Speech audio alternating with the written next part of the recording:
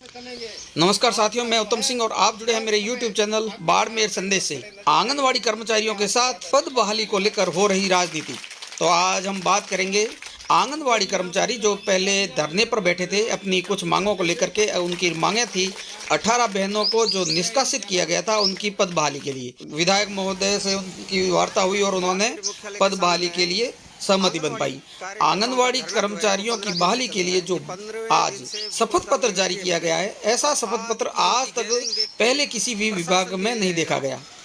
आंगनवाड़ी कर्मचारियों द्वारा सरकार को अपना किया वादा याद दिलाना व अपनी मांग रखना भारी पड़ गया और खूब राजनीति हुई। 18 कर्मचारियों को अपने पद से निष्कासित किया गया। फिर जब आंगनवाड़ी कर्मचारी अपनी बहाली को लेकर धरने पर बैठी तो 17 दिनों के लंबे एवं दर्दनाक पीड़ादायक संघर्ष को सरकार ने और हमारे बाड़मेर विधायक ने 17 दिनों तक अनदेखा किया। नारी शक्ति सड़कों पर अनशन पर 17 दिन तक रही। 2 बार तबीयत बिगड़ने से अस्पताल में भर्ती भी होना पड़ा। प्राथमिक उपचार किया गया। बड़े शर्म का विषय तो यहाँ रहा, 17 दिन तक आंगनवाड़ी कर्मचारियों का धरना रहा। महिलाएं धरने पर रही। साथ ही देव का प्रकरण का धरना 28 दिनों तक रहा। वहां भी महिलाएं साथ में थी।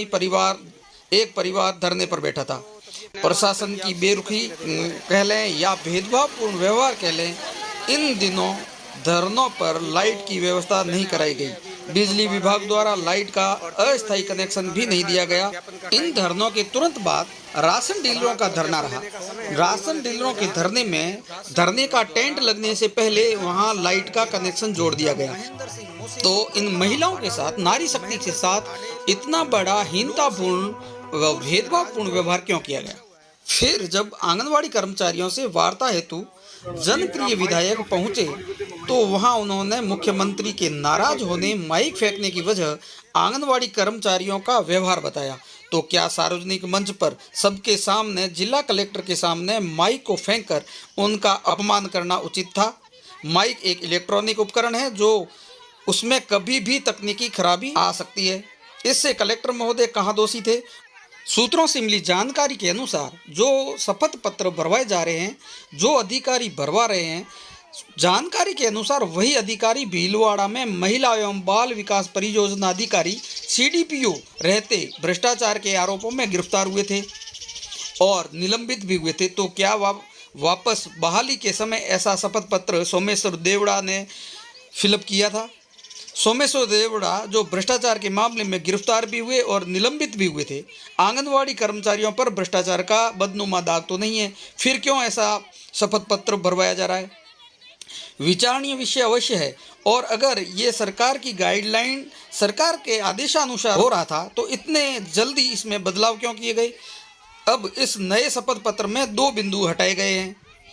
तो क्या ये सरकार के आदेशानुसार शपथ पत्र भरवाया जा रहा था या अपनी मन मर्जी से इसे थोपा जा रहा था?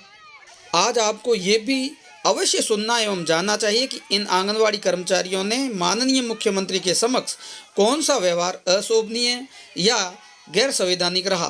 तो ये भी जानना अवश्य जरूरी है। इनके साथ अभी भी सौतेला व्यवहार एवं भेदभावपूर्ण व्यवहार क्यों किया जा रहा है? आंगनबाड़ी परिवार कर्मचारी संगठन की बहनें हैं और कार्यकर्ता साइका आशा सहयोगिनी ग्राम साथिन और शिशु पालनहार वाली बहनें हैं। हम लोग साहब को 2018 का वादा याद दिलाने आए हैं कि उसमें उन्होंने वादा किया था घोषणा पत्र में कि हम आपको परमानेंट कर देंगे।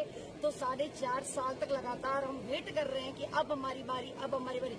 सभी विभागों में इन्होंने परमानेंट कर दिया है। ऐसी शानदार शानदार योजनाएं डाली है। तो ये एक ही महकमा है जिसमें महिला शक्ति काम करती है और इस महकमे में इतनी तगड़ी, पूरे हिंदुस्तान के अंदर इसमें सारी महिलाएं, इतना बड़ा महकमा है ये, जैसा महकमा कोई भी विभाग का नहीं है। तो इस महकमे की और साहब की नजर क्यों नहीं जा रही है? हम चाहते हैं कि वो हमें राज्य कर्मचारी बनाते हुए परमानेंट करें और हमारा स्केल जो है 50,000 से हमारा स्टार्ट करें, क्योंकि जो आज उन्होंने आर्थिक स्थितियों को देखते हुए हमें मानदेय पे जो रख रखा है वो हमारे लिए सफिशिएंट नहीं है। हम ना ही हमारे बच्चों के लिए कारगर है, तो वो हमारे माई बाप हैं, तो हम बच्चे उनके सामने गुहार नहीं करेंगे तो किसके सामने जाके रोएंगे? क्योंकि भगवान के सामने भगत आता है तो भगत की बात भगवान को सुननी ही पड़ती है। तो आज ये मंशा लेके हम आए हैं बहने कि आज वो हमें सुने शांति से और इस महकमे की ओर ध्यान दें, क्योंकि कोरोना आंगनबाड़ी परिवार कर्मचारी संगठन से जी आप सब अभी हमने देखो अभी हमने बढ़ाया भी है। अरे थोड़ा आगे बढ़ेगा, हर साल बढ़ेगा जी। और क्या करे तो बताओ। वर्षा में आपके माई बाप अन्य विभागों को आपने किया है, आंगनबाड़ी पूरे आप माई बाप इनके साथ उनमें मीडिया का हूँ।